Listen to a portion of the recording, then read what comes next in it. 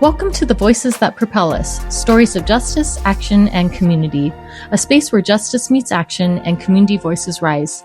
Each episode, we bring you stories from the front lines, changemakers, disruptors, and everyday heroes who are building a more just, equitable, and liberated world. This is more than a podcast. It's a call to listen, learn, and move together.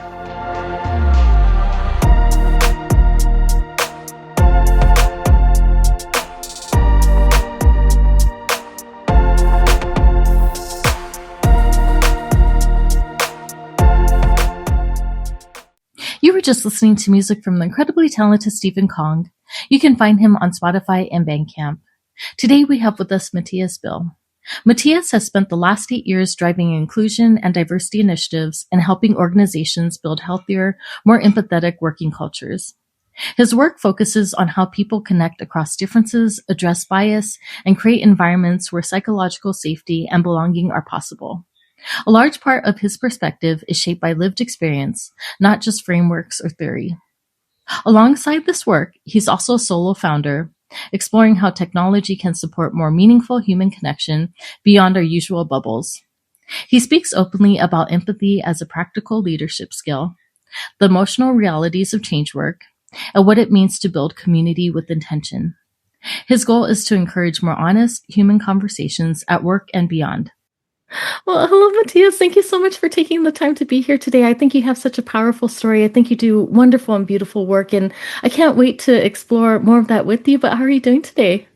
Denise, thank you so much for having me. I'm very excited to be here. Yeah. I'm doing well, very much looking forward to our conversation. Yeah, no, same here. So, just to start off with, can you share a bit about who you are and the journey that brought you into inclusion and empathy work? Yeah, so Matthias is the name, as you've already said, and I'm located in Germany, Central Europe. And the journey begins many years back at this point, and it's full of lived experience and personal motivation to be involved in this work. I grew up in a very rural part of Germany, in the south, actually, Bavaria. And I was an adopted child, and I was a brown kid in a predominantly white community. So I already was kind of the odd one out in this very small village in Bavaria. And when I reached my teenage years, I also realized that I'm part of the queer community. And you can imagine being in the countryside, being the brown kid, and then you're realizing, oh, I'm different in other ways too. I was like, oof, I'm really setting myself up for a challenging time here. But soon enough, I realized that the things that make me different are actually my strengths. So I kind of repositioned those and rephrased those into my strengths. And then when I entered the professional workforce, I very quickly got involved in the employee resource groups that were available at my employer. And I thought that's a wonderful thing to have because I would love to be at the forefront of fighting for my personal group and community that I associate myself with. And that's kind of how I got started. So I was just a member of ERG, Employee Resource Group, at my first employer. And when I switched employers, I got the opportunity to become a chair of an ERG at my new place of work for the LGBTQ plus network.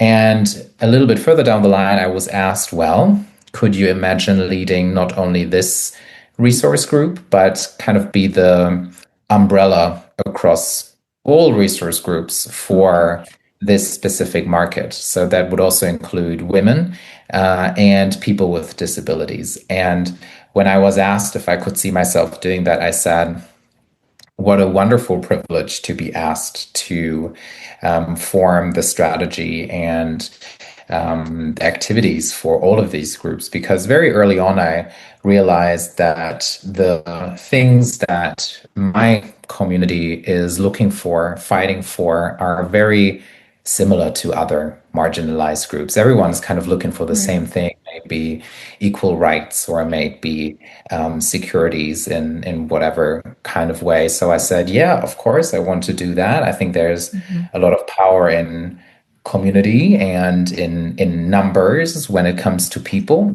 Hmm. So I got the privilege to do that, and I've been doing that for the last 2 years, Hmm. leading all three resource groups for the German division of Hmm. my corporation. So that's about 900 employees.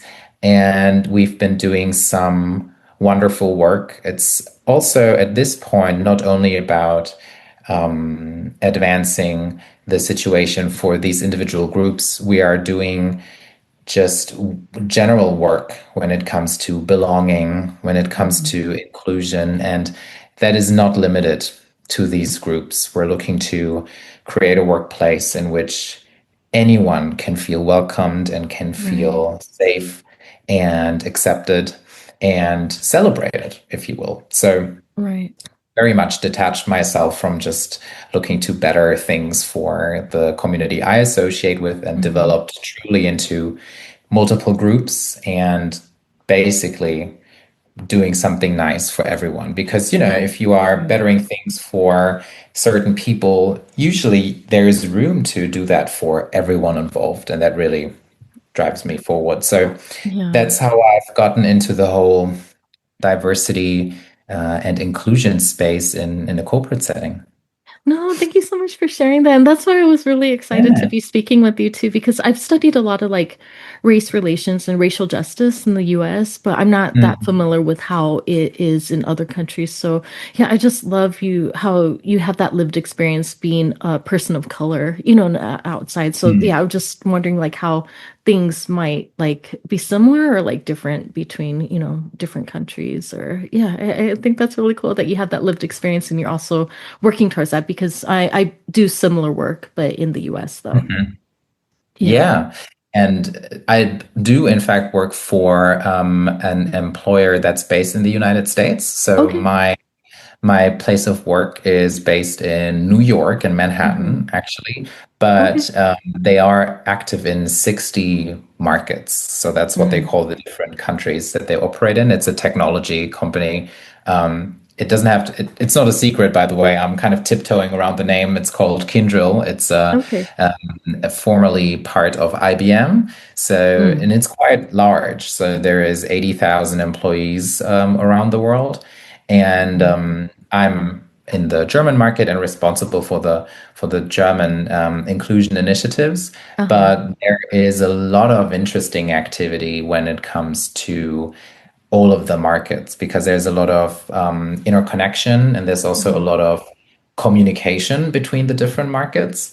And as you've kind of touched on, the experience that people have in different Hmm. places of the world can be Right. so vastly different. So Right. it's a little bit of an interesting situation sometimes to see the situation that the employees find themselves in. Mm. We have markets in which it is a little bit easier to Okay. do this kind of work. We have markets where it can be a little bit more challenging, may it be through Hmm. governmental situations or through cultural aspects. But that is simply a circumstance in which a company finds itself when it's this large. Yeah. And certainly a very interesting dynamic. But there is, of course, pros and cons, but most definitely there's a lot to learn from all Mm. of the different places and all of the different people that are doing the same work that I'm doing, Right. just in a Right. different country. So it's Yeah. quite interesting. No, Yeah. thank you for sharing that. That's really fascinating. And I know you touched about this a little bit earlier, but I'd love to just further explore with you about like those early moments that really helped to shape you. So, were there Mhm. early moments in your life when you realized that you felt different or outside the norm? So it's for my during my upbringing, it was quite a parent because Mm-hmm. as you have already mentioned, I am a person of color. I was a brown Mm-hmm. kid back then. I'm still a brown person today. So it Uh-huh. was very apparent that I'm not related by blood to my parents because we didn't look Mm-hmm. anything alike. And I do have to give my parents a lot of credit that they were very successful in not tiptoeing around the topic of Okay. adoptions. It's very clear from the beginning. I think because they also figured, well, even Mm-hmm. if we would try to avoid it, it would eventually not succeed because we look Right. nothing alike. The questions would come sooner or later. Mm-hmm. So they didn't really make it a secret. But while they were very good at it, it didn't really shield me from other people Right. not really understanding what they were looking at. And I grew up in a little village of 3,000 people. So Okay. Germany is a small country, but even here, that is a very small town. Mm-hmm. And people there, are not very culturally aware when it Mm-hmm. comes to these topics. Things have changed in the last 25 years and they've gotten a little bit more progressive, but this was the early 2000s. Okay. And I see. the things that people don't know, they are just naturally skeptical of, which is just a natural response, and that's okay. But Mm-hmm. there was a lot of conversation around how this setup came to be, and Mm-hmm. um, in these little towns, also, you can imagine there's very little going on. So Mm-hmm. gossiping and talking about people is just something to pass the time. Mm-hmm. And unfortunately, these activities come at a cost, of the people that are being talked about. Okay. And that was certainly a little bit challenging from time to time. But over the years passing, you learn how to address these things and how to handle these things. Right. And so did my parents. I mean, you always have to also, and I like to look at it these days, and this is something that comes with age as well. It was their first time as well, being a parent, and then also being the parent of a brown kid that they looked nothing alike. Of course, they also had to figure out how to navigate this. Okay. It was a first time for everyone involved. So there was a lot of room for them to learn and to navigate also these other people that were asking questions and making Mm-hmm. assumptions and um, making also maybe inappropriate or uncomfortable comments here and there. So they also had to figure it out, Mm-hmm. and they also had to figure it out how to make it all acceptable and digestible for me because I was just a little Right. kid. Right. So I do give them a lot of credit. I think they did very well Mm-hmm. considering the situation that they found themselves in. Right. And it was a little tough at times, but I do have to say, I kind of found myself and my Uh-huh. identity fairly early, where I was able to realize that all these aspects that make me different are actually wonderful things. So that happened for me in my early 20s, I believe. And that is certainly not the same experience for everyone, I believe. So that was very helpful to give me a good amount of confidence and a good amount of self-assurance when it came Okay. to these things. And that helped me be more Right. grounded and navigate these opinions or viewpoints Mm-hmm. from other people. No, thank you for sharing that. And something that I really appreciate too is that we have different layers of identities and how do these different Yeah. identities help to shape us. So with that, how did adding queerness to your identity shift how you navigated the world, relationships, and also your own sense of self? It definitely opened up a whole bunch of questions, especially Okay. being a teenager and Hmm. not really being surrounded by people that I was able to learn from or Uh-huh. ask questions to. And I think that is potentially something that other kids that are maybe questioning where they stand Hmm. when it comes to sexuality or sexual identity. Yeah. I was in this little town in the middle of nowhere in Bavaria, and I felt like I was the only person there that was Mm. like this. It took Okay. a couple of years until I broke broke those barriers to see, oh, there's a whole world out there where people are so Hmm. much more like me. Not only when, I mean, skin color to begin with, but also Right. the whole queerness aspect of it all. So that was something I was unfortunately missing in those formative years. Just someone to relate to, someone to talk to, someone who could Yeah. share some tips and tricks when it comes to Hmm. figuring yourself out. But on the bright side, what I was missing back then, I'm trying to provide today to others. Okay. So a very formative situation that I've had was in my first job interview. I was asked if there's a role model that I'm looking Hmm. up to, in the business world. That's what they were asking of me. And I was thinking very Right. hard back then, and I couldn't really think of someone who was my looked like me and Right. behaved like me. Someone who was brown and queer wasn't really Right. there or Right. didn't pop into my mind right away. I'm sure there's people. I was just unaware at that point, but that kind of fueled my passion to say, all right, if I can't think of anyone, Uh-huh. maybe I have to be that person. That's beautiful. I And love that. That's cool. yeah, and so Yeah. this is kind of how I'm trying to navigate my professional life these days, and Mhm.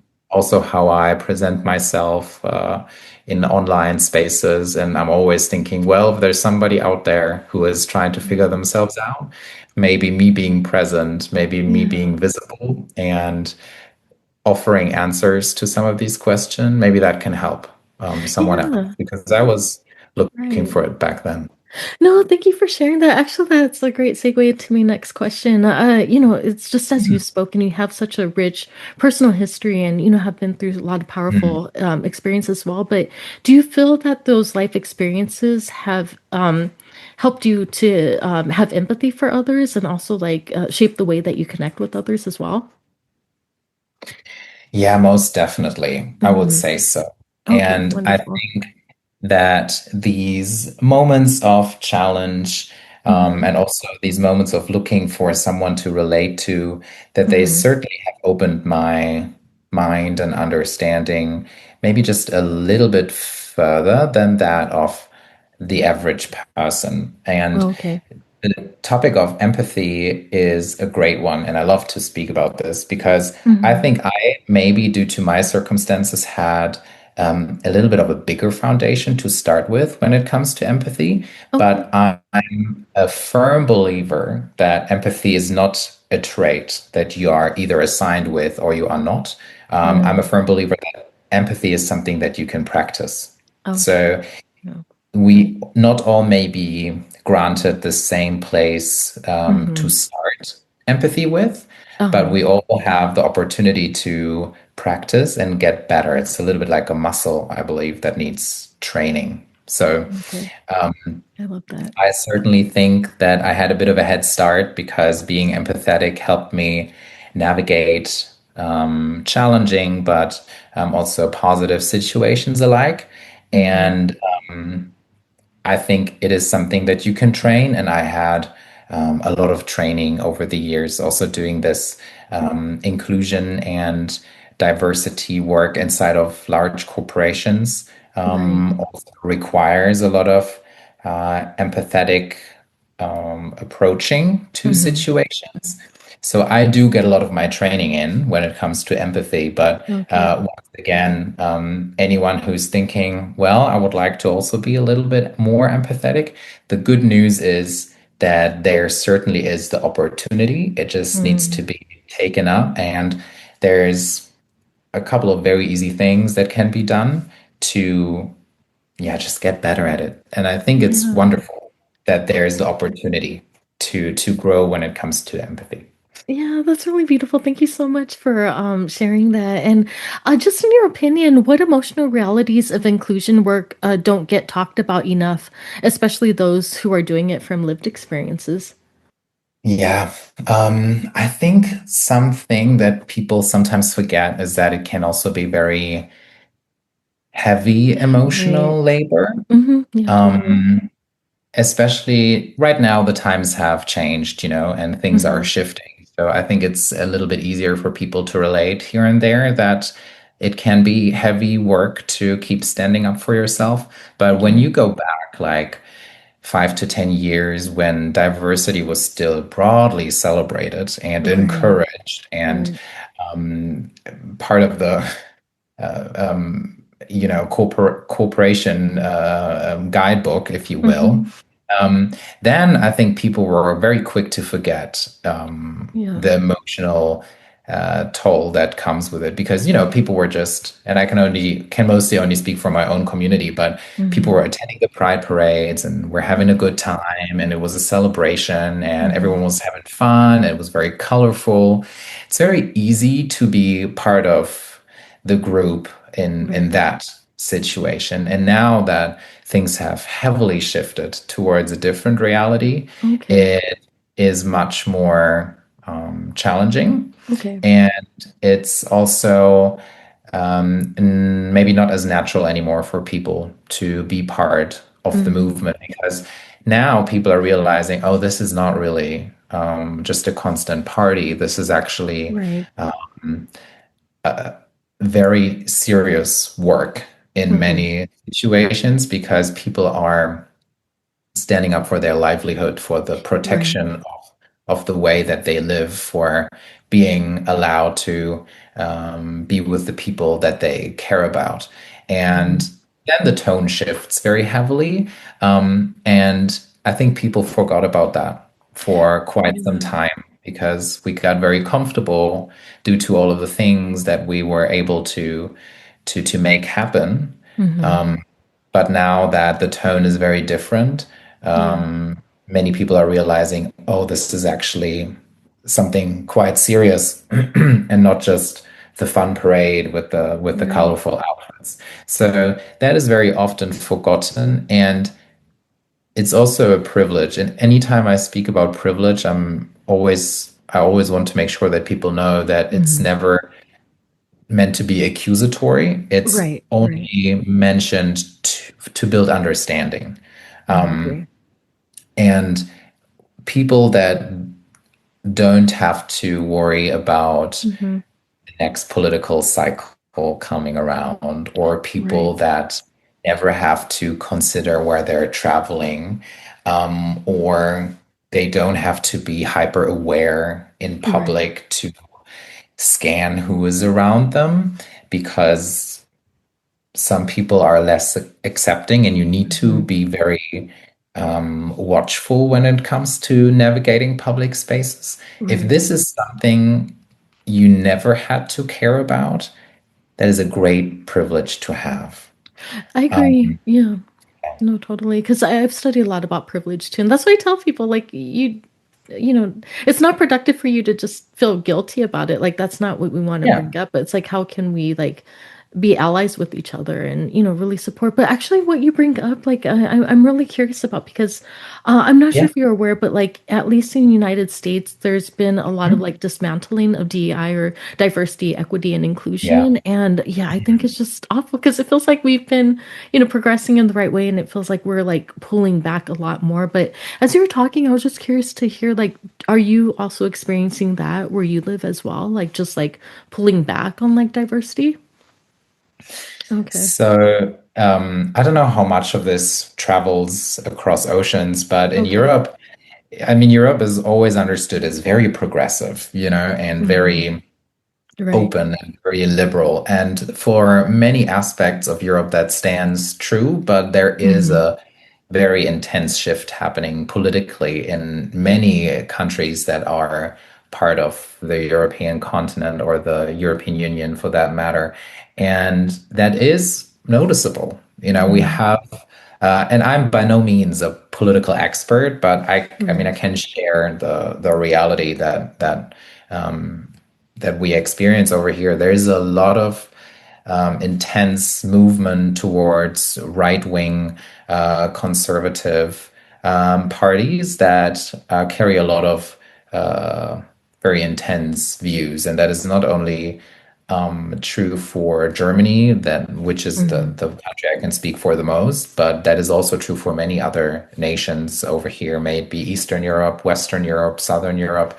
It's Hmm. happening in a lot of places, and that is a quite scary Hmm. uh, reality to witness. So to fully put an answer towards your question, these Hmm. shifts are also happening over here. I feel like, and at least that is how I experience the media, Hmm. that there is a lot of focus as to how it is happening in North America, specifically the United States, Right. and that is almost overshadowed and that almost overshadows the fact that it's happening Right. in a lot of other places as Okay. well. Okay. So I think maybe getting a little bit of context to that Hmm. can be very helpful to understand. Yes, it is Yeah. happening in the US. It is also happening in Wow. many other places. Yeah. No, thank you so much for sharing that. And I think that was the whole point of the podcast as well, because I feel like there's been a lot of like erasure of our histories, Mm. specifically marginalized communities, and also like making us feel invisible as well. So like I wanted to say like no, we're going to keep telling our stories. We're not going to be, erased or, dismissed or Yeah. anything. And yeah, I don't know, because I was thinking about that. It's kind of sad to see like, telling our stories being, in our truths is something that's controversial because it should be something like everyone should just be able to like live their lives, but it's scary times. Yeah. I feel like it is scary to like live our truths though in this moment.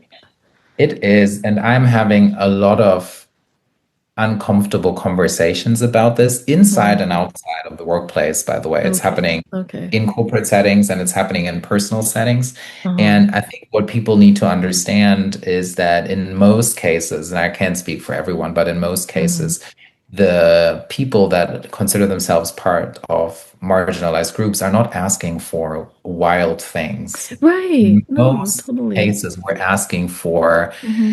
just the same protection and the same Right. rights and the same benefits that other people have been enjoying for very, very long times. And also, I Hmm. think asking for that to be very firmly implemented in Hmm. whatever governmental or legal structure that we have, to not, and to touch on what I've already mentioned, for it to Right. not happen over and over again, where these Right. rights are questioned and jeopardized just because some people have a different view. And Hmm. I think maybe some people are misunderstanding that no one's asking Right.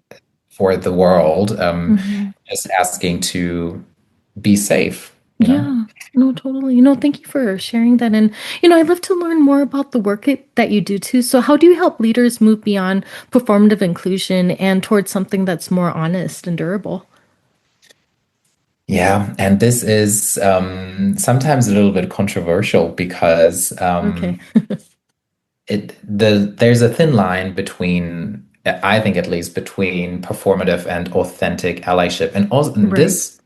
applies to allyship for any group. I think this Hmm. applies to people of color. I think this applies to people with disabilities. This Right. applies to women. This applies to queer people. Hmm. And one thing where already a discussion sometimes opens up is performative allyship really the root of all evil? Isn't it Hmm. better to have something performative than to have nothing at all? So that is Right. kind of Right. also a conversation to have currently, because in many places the allyship just kind of dissolves due to the Right. circumstances we find ourselves in. And then we have to ask, well, wouldn't it be better to have performative allyship instead of having none at all? Right.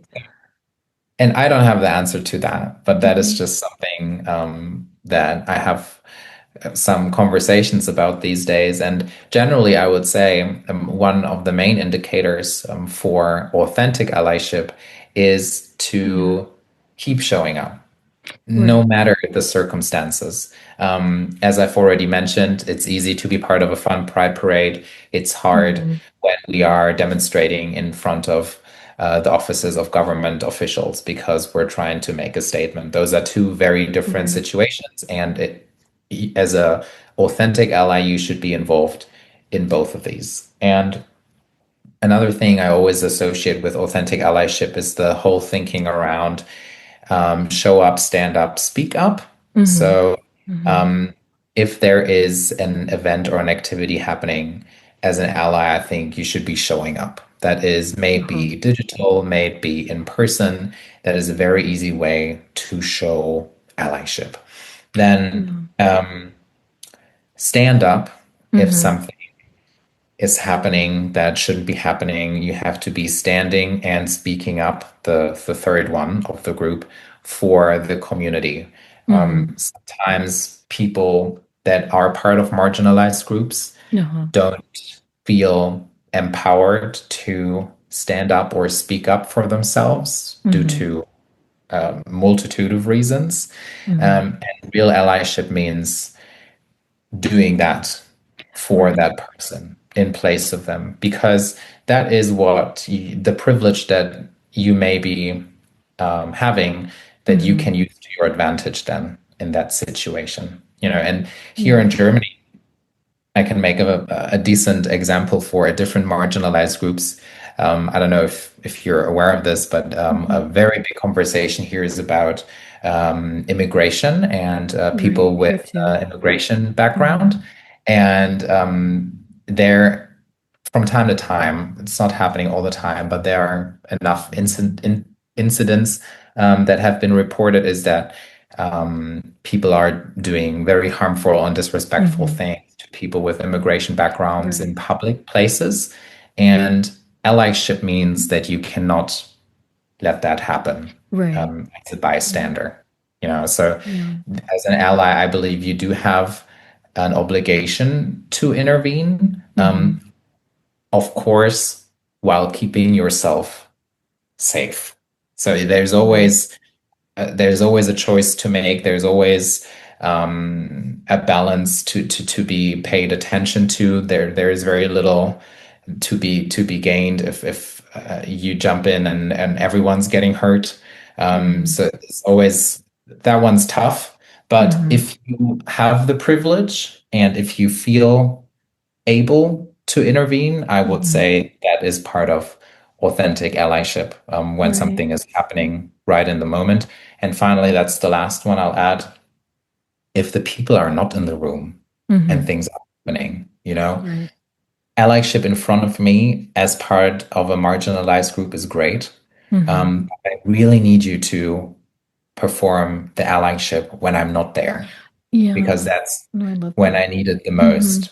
When people are saying things about the community, maybe behind my back. It doesn't even Right. have to be targeted at me, but that's when the allyship is needed most, because I can't stand up for Yeah. myself if I'm not there. Right. No, thank you for sharing that. And, definitely immigration is very heated in the United Mm, States right now as well. But, I yeah. really love what you were saying just about like, would we rather have performative support than like no support at all? Because I actually just had a Mhm. conversation with another guest about this, like hiring Oh, people with okay. disabilities. And we were just talking about Yep. like some companies like have quotas they need to fill. And we were like, yeah, we Mm, want to get to a place where we don't need quotas anymore. But at the same time, I feel like sometimes companies and organizations need to have that mandate to even like do yeah. something about it because maybe they just might not be aware and for them to like be forced to like fill a certain amount a number or whatever like Yeah. sometimes it takes that in order to like have something versus like no representation, for example, specifically with like people with disabilities at a company or organization. And yeah, I think we definitely want to move beyond like quotas and really like have true inclusion. But I think sometimes I agree with you too, like it's tough though. Like I was thinking like, yeah, I think performative support, but at least it's, like some support. I don't know. It's tricky though. I didn't think of it that way before. Yeah. And this is a wonderful example that you've brought Hmm. up, the Hmm. quotas and the Right.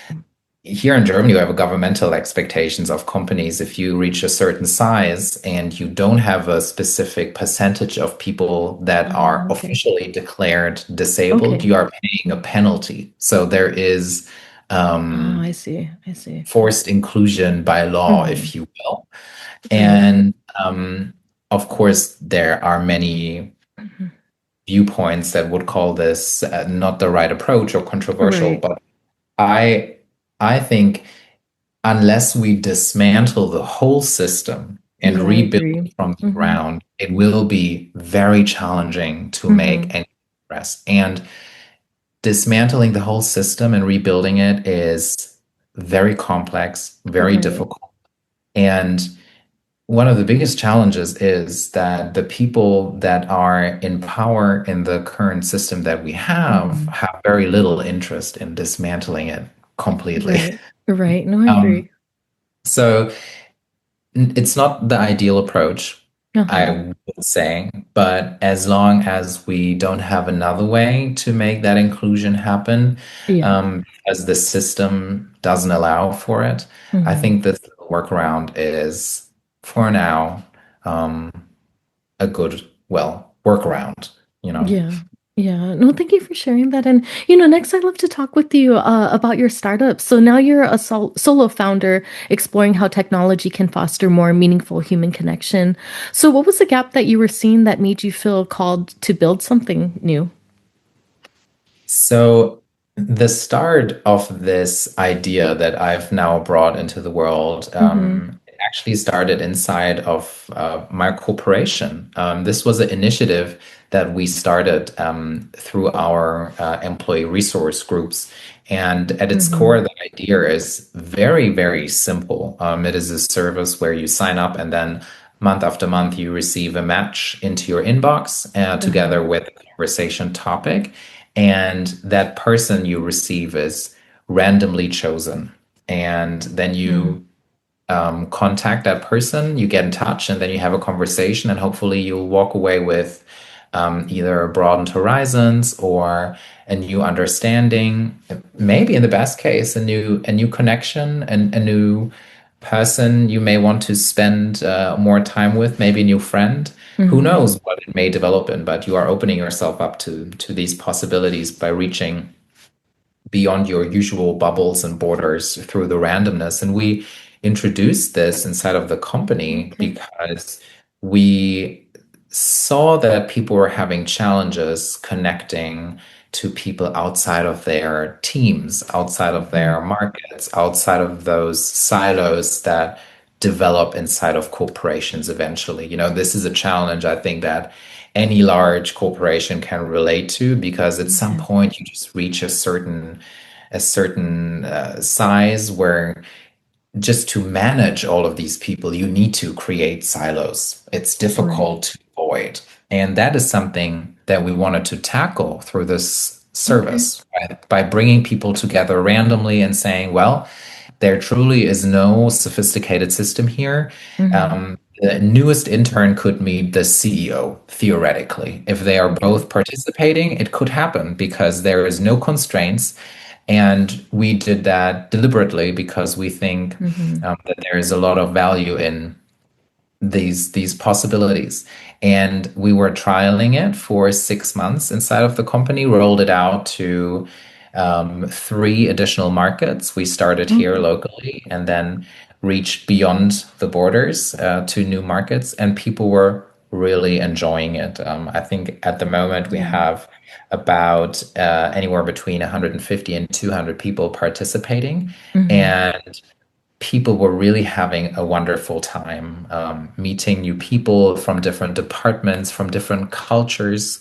Yeah. With new countries joining, we also had an incredible opportunity for cultural exchange, which I also thought was super Mm-hmm. valuable. And the feedback was wonderful. I specifically remember one person sending us some feedback saying they returned from parental leave and they had Mhm. challenges reconnecting with the workforce and this very simple and also proactive way because the match comes to you basically. It arrives in your inbox and then all you have to do is Mhm. reach out. It's very it's very little friction, if you will. Right. And they were really enjoying reconnecting with people they already knew, but also lots of new people through the service. And I thought, Mhm. what wonderful feedback and what a wonderful way to help people connect. So that is a very Mhm. long That's prequel cool. to my startup. Uh-huh. And the whole time while we were doing this, I had this nagging thought of, I just think this would be so great for Mhm. people in general. Because yes, being inside of the company is valuable, but I think there's Mhm. so many opportunities to bring people together to learn from each other and to open yourself up to new perspectives and conversations, especially in these times where we're Right. drifting Right. further and further apart, with social media only showing you the things that you want to see, Right. intensifying this Mhm. divide, if you will. Yeah. And the whole time I was wondering, maybe there's something there. And I had a couple of very honest conversations with Mhm. friends and family, and they said, yeah, maybe there is something there. And eventually Mhm. I just couldn't contain it any longer. And I said, well, you know what? I have very little to lose. I'll just give it a go and Yeah. we'll see if anyone will be interested. And since then, since January actually, so it's not been super long, it Okay. has been Oh, out okay. in the world, and we're still very much in the starting phase, but Yeah. there is a good amount of people that have joined, Mhm. and I think a couple of very interesting connections have been sparked. Also, just open to anywhere in the world, so I think Yeah. lots of opportunity for some interesting and thoughtful conversations. Yeah, no, that's so wonderful. Thank you so much for sharing that. And I wish you much Yeah. success as you're moving forward. Thank That's you. amazing to hear that. But next I'd love for you to speak to the listeners directly. So for listeners who Yeah. feel like they don't quite belong, so this can be at work or in community or in their own families even, what do you want them to hear today? I want you, dear listener, to Mm-hmm. understand that there is always things that may make you feel different.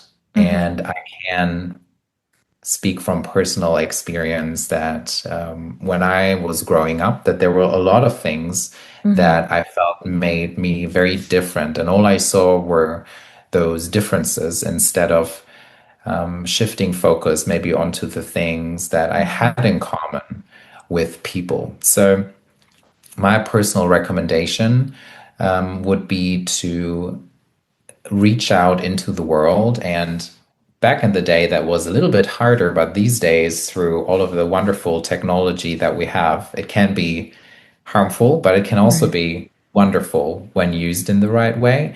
There is a lot of opportunity to go out there and actively look for your people. If you Mm-hmm. are in a situation where your people are not directly around you, and I understand that that can be very disheartening, very frustrating, and very challenging. Mm-hmm. But then I want to encourage you to go out and proactively look for your people Mm-hmm. elsewhere. And it may be through technological means, it may be online, it may Mm-hmm. be in your not immediate community, but maybe your surroundings, maybe your city, or other places in your immediate community. The people are out there. I can Mm-hmm. promise you that the people are out there. Yeah. And if you take a chance and go out there and look for them, you will be surprised as to all the kinds of people that are out there. And certainly you Mm-hmm. will find someone who is similar to you, who understands you. And I hope that this promise to you makes you feel a little bit less lonely because I know from experience that the people are out there And Mhm. if they're not right in front of you, I want to encourage you to take a chance and go look for them. And Yeah. that way, to find and potentially build your own community if you have not been blessed with one for now. But I see it Yeah. for you in your No, future. that's so beautiful. Thank you so much for sharing. I think that's such an inspiration. Yeah, And I hope that folks really take that, what you said, to heart. And something else that I yeah, want to do with this podcast is give people like yeah. tangible ways to make a difference in their own communities, even as it's like small Mhm. baby steps. Because I think when you think of social change, it can be really overwhelming and people don't know how to even start.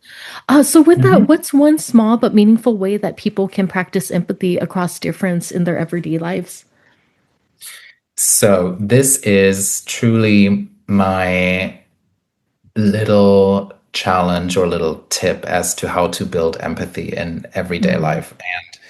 I've already shared this with some people before Uh-huh. in my work community or with my friends and family. And when I tell them, they always say, "Ah, this is such a basic approach, but you are so Mhm. right. I have to do this more."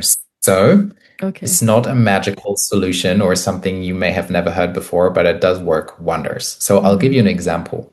Okay.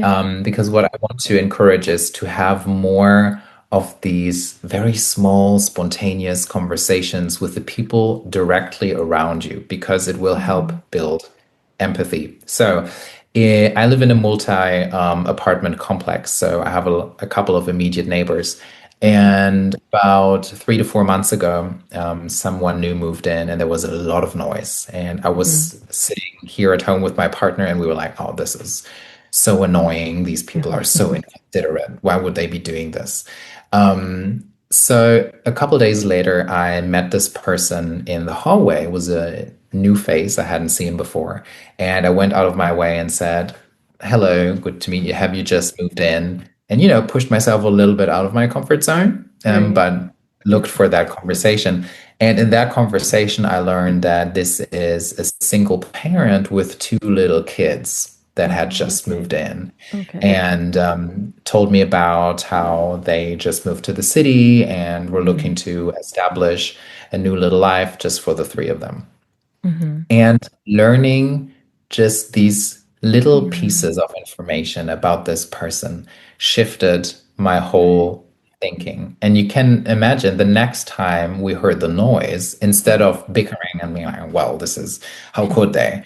We were Right. talking about, "Oh, this is this Yeah. single parent with the two kids that have just moved in. And I know that they're trying their best. I've met them, and the kids are kids, you know?" Mhm. So, and that is actually empathy building, because you Yeah. are putting yourself in this other person's shoes and you're building that understanding. And that Mhm. is the empathy muscle working and building. Mhm.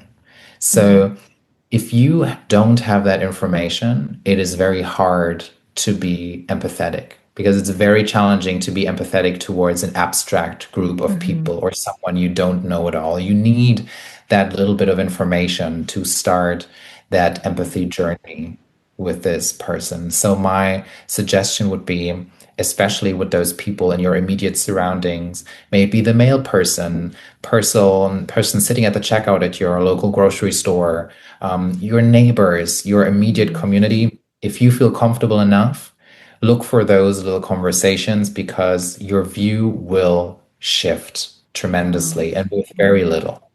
Wow. No, that's so beautiful and so loving and kind of you to, do something like that. I really do want more people to do this as well. But, I had such a wonderful time talking with you. I love seeing like the Me parallels of too. our work as well, even though we're, on Yeah. separate sides of the world. But, just Yeah. lastly, how can people find you if they'd like to connect with you? Yes. So the best way to keep up with all of the inclusion and diversity work that I'm Mhm. doing, and also my startup, would be on LinkedIn. You can find me Okay. there just under my name. And Mhm. also, if you would like to take a chance and Mhm. meet people from anywhere in the world with random but intentionally curated conversation, then Mhm. I would love to invite everyone to check out. It is cool-match.com. Okay, wonderful. No, thank you again. And, I truly hope that we could stay connected and, just support one another in each other's work because I think, Yes, like you were saying, it can get heavy, but I think what I've been leaning into too, like, there's so much joy in this work as well. Like you were saying, like, really connecting with people on a absolutely. true and deep level. But yeah, thank you again. I wish you all the best. And I hope that you have a good rest of your day. Thank you. Thank you so much for having me. I Yeah, of did course. deeply enjoy this Hmm. conversation and yeah, looking forward to keeping up with each other. Thank you, Denise. Yeah, thank you again. Okay, take care.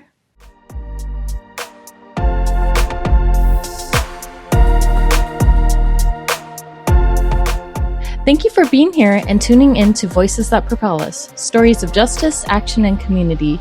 Your presence in this movement matters. If today's conversation moved you, share it, talk about it, and keep the work going. Together, we're not just imagining change, we're making it. Until next time, stay bold, stay grounded, and stay in the fight.